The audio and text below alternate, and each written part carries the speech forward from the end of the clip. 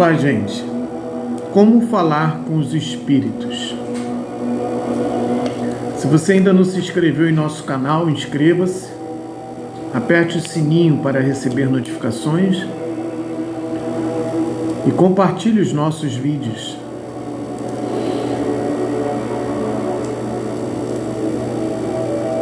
Como falar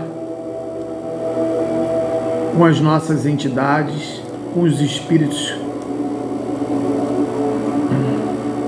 A primeira coisa que você precisa fazer é aprender a se centrar. O grande desafio do homem não é necessariamente falar com os espíritos ou com as entidades que os rodeiam. Todos nós possuímos ancestrais ao nosso redor.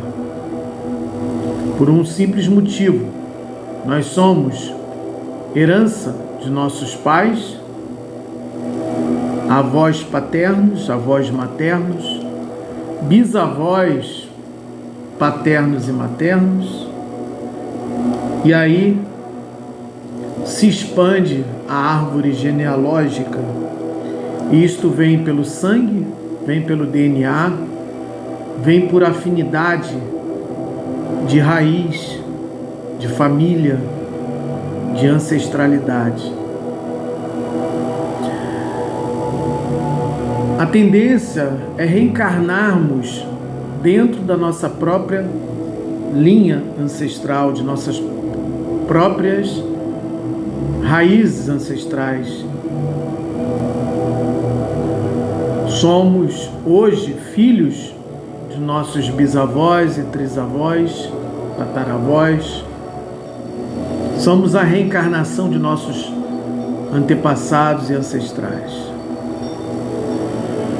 E viemos com alguma bagagem. O problema é que nós, ao reencarnarmos, a grande maioria de nós, não trazemos esta memória do plano espiritual, muito menos ainda de outras vidas, de outras existências. E o fato é que nós trazemos hábitos, formas, pensamento, hábitos de pensamento, de sentimento, de desejos, volições, e vem acrescido de lei de causa e efeito, karma, como muitos compreendem desta forma, ações, pendências que ficaram para serem resolvidas numa outra encarnação. Pendências essas que são nossas e às vezes de nossos ancestrais e antepassados. Por isso, eu sempre digo que a nossa cura é a cura de nossa ancestralidade. E a cura de nossos ancestrais é a nossa cura.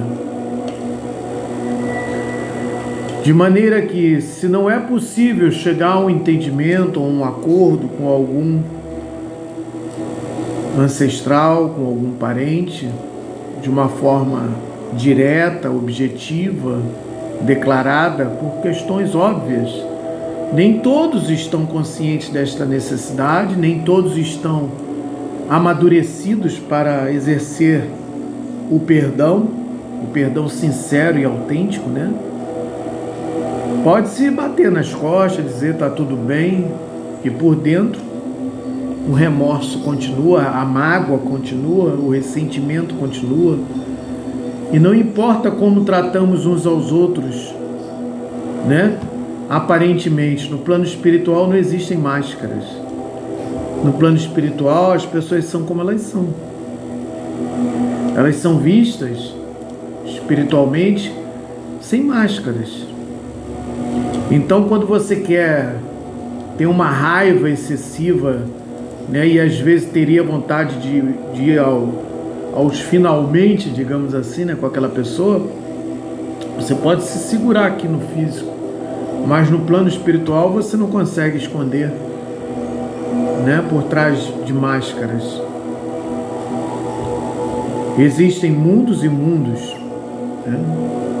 Nós falamos dos 4 reinos, os 4 mundos: o físico, o vital, o astral e o mental. Tá certo? E diante disto, eu quero dizer para vocês que a primeira coisa de fato é a conquista de si mesmo. Conquistar a sua identidade, conquistar a sua individualidade, saber que você possui um eu superior, que é a sua divindade, que é a sua forma mais elevada, espiritualizada, pura, porém mais consciente. O problema é que esta parte que está mais consciente, ela muitas das vezes está distante desta que está inconsciente. É a separação do eu superior do eu inferior, do espírito em relação à alma reencarnante. Nós reencarnamos com aquilo que precisa reencarnar para reparar passadas faltas. Mas o eu superior, aquilo que não precisava estar reencarnado, digamos assim, mas que o faz a fim de obter conhecimento, a fim de obter experiência, a fim de superar obstáculos, a fim de transcender desafios, né? Ele lança uma parte de si mesmo para que seja encarnado na Terra e esta parte possa ser burilada, polida, trabalhada, a fim de que esta parte retorne ao Pai. É quando Jesus na cruz diz: eu e o Pai somos um. E este trabalho, todos nós temos esta missão, este papel de cumprir. Não podemos nos associar ao eu superior e esquecer completamente o eu inferior. Isto é enganar-se a si mesmo, isto é fugir de si mesmo, isto é fugir da própria sombra, das próprias máscaras, porque no eu inferior a maior parte de nós, né, embrutecida, né, completamente dominado pelo ego, pelas matrizes do eu inferior. Por isso, através de nossas terapias, nós não costumamos exaltar o ego, porque o ego ele é ilusório. Quando você motiva uma pessoa no ego, que ela se sente toda poderosa, né? O famoso empoderamento do ego, né? A pessoa vai, anda de cabeça erguida, até que alguém ou alguma situação na vida acaba puxando o tapete dessa pessoa, a pessoa cai por terra, ela tem que novamente fazer terapia. Não, o empoderamento não pode ser feito através do ego, ele tem que ser feito no ser. Esse empoderamento se dá a partir do momento em que você se conecta com o teu ser, que você se conhece, que você conhece a sua parte superior e descobre que todo ser humano possui um lado superior. É o famoso Namastê do Oriente: Deus em mim, saúda Deus em ti. Porque quando eu reconheço Deus dentro de mim, e nisto não há nenhuma heresia, nenhuma vaidade, e quando eu descubro Deus dentro de mim, eu automaticamente descubro que tem um trabalho enorme para realizar dentro de mim mesmo, para que esse Deus possa ser mais presente, ser mais forte, para que Ele possa tomar conta por completo de mim. Do contrário, eu não sou realizado, eu não sou pleno. Enquanto existir um pedaço ligado à vaidade, um pedaço de mim ligado à ira, ao orgulho, à inveja, à luxúria, e eu ainda estou preso às matrizes do eu inferior, uma parte de mim ainda está aprisionada à matéria. Então, e quando eu tomo consciência disto, desta limpeza que eu tenho que fazer dentro de mim mesmo, eu passo a ter consciência do que o outro pode e deve fazer. E eu passo a ter compaixão daqueles que porventura desconhecem esta necessidade, o que é pior de tudo. Quando eu olho para trás e vejo, meu Deus, quanto tempo perdido, quanto tempo jogado fora. Mas não há motivo para se lamentar. É apenas se conscientizar de que o tempo é precioso, de que é aqui e agora. E quando eu me conheço, eu conheço as minhas energias. Eu sei qual é a energia que eu carrego. Eu sei qual é a frequência, a minha melhor frequência, porque cada corpo possui uma frequência diferente. O corpo físico está numa frequência, o corpo vital está em outra frequência, o corpo emocional está em outra frequência, o corpo mental está em outra frequência, e aí vai. E aí eu consigo ter consciência de quais frequências, né, me colocam num estado de equilíbrio, de harmonia. Estou equilibrado, estou harmonizado. Quando há uma exaltação frequencial de forma que eu me elevo, estou em êxtase, estou entusiasmado, é a minha própria energia, a minha própria essência se regozijando, estou conectado com o meu eu superior, estou em equilíbrio. Mas eventualmente eu percebo que alguma energia se aproxima. Esta mesma energia que se aproximou, eventualmente ela se afasta. Para que isto ocorra, eu tenho que estar aqui agora, orando e vigiando. Eu tenho que estar consciente. Eu tenho que estar vigilante como um sentinela em época de guerra, como diz o outro, né? Eu tenho que estar atento, em estado de autoobservação, de forma natural, espontânea, sem se esforçar muito.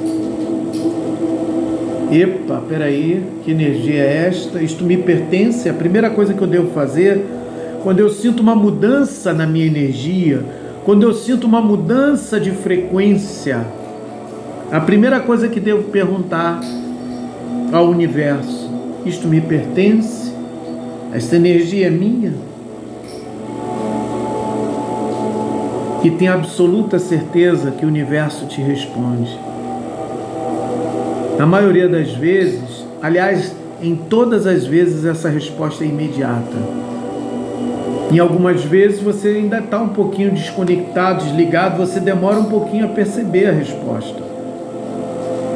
Mas o universo te responde de forma automática. É impressionante que quando você está conectado e equilibrado, não está preso a pensamentos, a sentimentos, você consegue perceber as energias fluindo. Se a energia é boa, trata-se de um espírito bom. Quando a energia é boa e não é sua, trata-se da presença de algum irmão mais evoluído, ou pelo menos um amigo. Mas quando a energia não é boa, eu sei que aquela frequência não é muito boa, eu sei que se trata, eventualmente, de uma presença não muito agradável.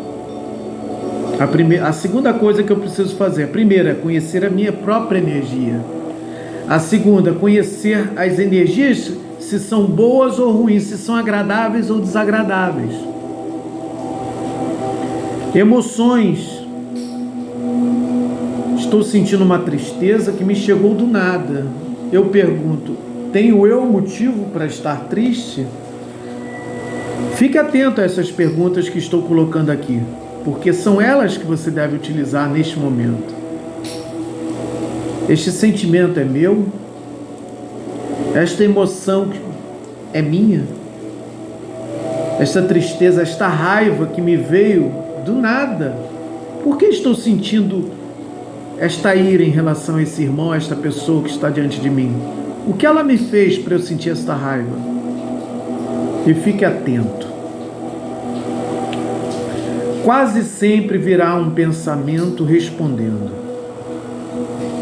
fulano é falso.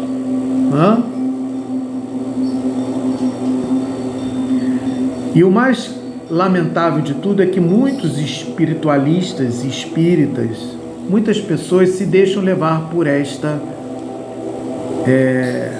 pensamentos, tá certo? Por estas sugestões. Eu te digo de antemão, quando um espírito diz, ele tem o hábito de julgar, tenha absoluta certeza, sendo esse espírito seu ou não, ele não está numa frequência boa. Porque quando um espírito mais evoluído, ele lhe entrega uma mensagem, esta mensagem nunca é de discórdia, nunca é de dúvida, de insegurança, de medo, de raiva, de preocupação, de ciúme, libidinosa.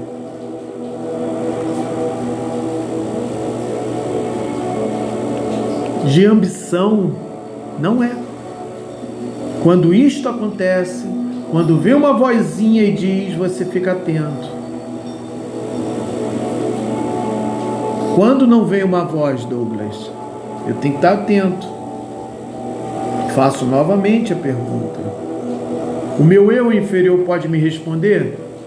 Pode. Mas quase sempre você percebe pela resposta que é uma sugestão, que é algum irmão que está ali presente, lhe sugestionando algo. E imediatamente eu emano uma luz de cor violeta, consumindo, estalo o dedo por 3 vezes, consumindo completamente esta energia, esta forma de pensamento. Eu posso até fazer assim, ó.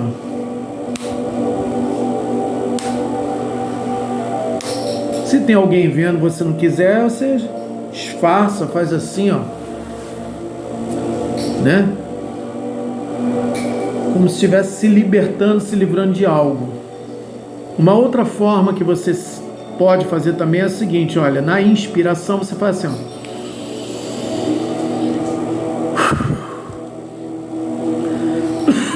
A expiração mais forte que a inspiração, no sentido de expelir algo, de tirar algo de você, tá certo?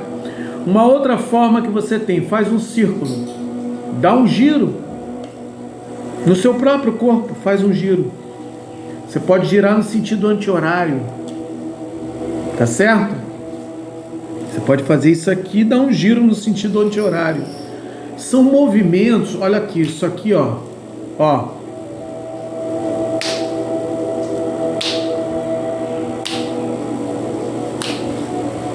Se você não quiser fazer isso na frente de alguém, você está num lugar e quer realmente se livrar dessa energia, vai no banheiro, faz esse trabalho, abre a torneira, ó, molha a nuca, lava bem as mãos, no sentido de despachar aquela energia nas águas.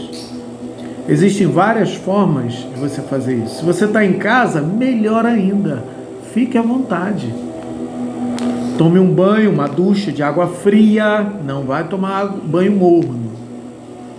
Porque a água morna, ela tende a fixar mais ainda aquela energia no corpo. A água fria, ela tende a despachar. Tá certo? Então essas são algumas dicas preliminares. Primeiro, conhecer a sua própria energia. Quem é você? Segundo, saber diferenciar se a energia é boa ou ruim. Se é ruim, você já despacha. Ah, mas é de um tio meu que desencarnou. Reza uma prece de Cáritas para ele e pede ajuda aos guias espirituais, a Arcanjo Miguel, que o encaminhe. Tá? Se você não conhece ainda seus guias, suas entidades, peça a Arcanjo Miguel que encaminhe esta energia. Reza uma prece de Cáritas, oferece para ele, né? E entregue ele ao Arcanjo Miguel. Que o Arcanjo Miguel possa encaminhá-lo para a luz. Que seja liberado na luz para ter paz e felicidade no plano espiritual. Que assim seja, faz o sinal da cruz e deixe que ele vá. Tá certo? Porque ele não está numa frequência muito boa para estar junto de ti. Se ele está te influenciando, é porque você está influenciável a ele.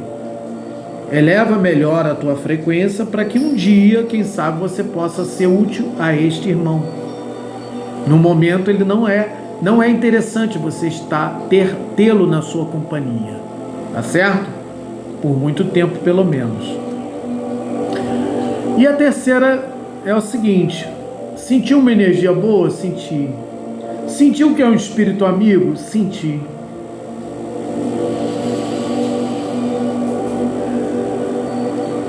Pergunte a ele: quem é você? Pode ser que ele não te responda. Ou pode ser que você não esteja ainda preparado para ouvir a resposta, né? Quem é você?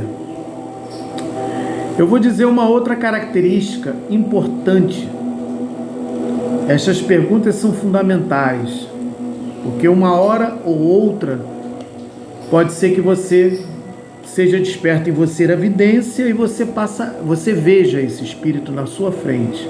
Você vai ver que entidade é esta. Se ele quiser, ele pode se mostrar. Se ele é um espírito evoluído, ele tem às vezes a capacidade de despertar em algum momento um chakra da vidência, por exemplo, e você, né, ter um flash de percepção de quem é aquela entidade. Você deve estar atento, livre de dúvidas, livre de pensamentos e ficar atento. A outra forma que eles utilizam é realmente falar aos nossos ouvidos. Você ouve uma voz: eu sou fulano de tal. E a terceira forma, que é a mais comum, é eles falarem no teu pensamento: eu sou fulano de tal. Existe uma outra forma deles também se expressarem, através dos sonhos. Eu tive algumas experiências com algumas entidades no sonho, de vir no sonho e falar: eu sou fulano de tal, né? Assim assado, e ainda contar algumas histórias a seu respeito, e você, poxa, que legal, bacana, tá certo? Mas quando você não tem essa experiência, você tem essas opções, ou de ver, de ouvir e de telepaticamente, porque eles se comunicam muito telepaticamente. Aliás, a forma dos espíritos se comunicarem no plano espiritual é de forma telepática. Tanto é que às vezes você está conversando com o espírito, ele nem mexe com a boca, ele só olha para você e você capta telepaticamente o que ele está falando, ele transmite de forma telepática o que ele quer dizer. Tá certo? E essa telepatia, ela pode se dar de físico para físico, de encarnado para encarnado? Obviamente que sim. É uma questão de prática. E você pode se comunicar com pessoas do outro lado do mundo dessa forma. Essa é a maneira mais eficaz de falar com os espíritos, é de maneira telepática. É através do pensamento. Você não precisa ter evidência, você não precisa ter clareaudiência, você basta se conectar por pensamento. E como é que você faz isso, Douglas? Da seguinte forma: qualquer um de nós, isso não é um poder que pertence a mim. Você tem esse poder, o problema é você se praticar, se concentrar, estar atento. Você pergunta: quem é você?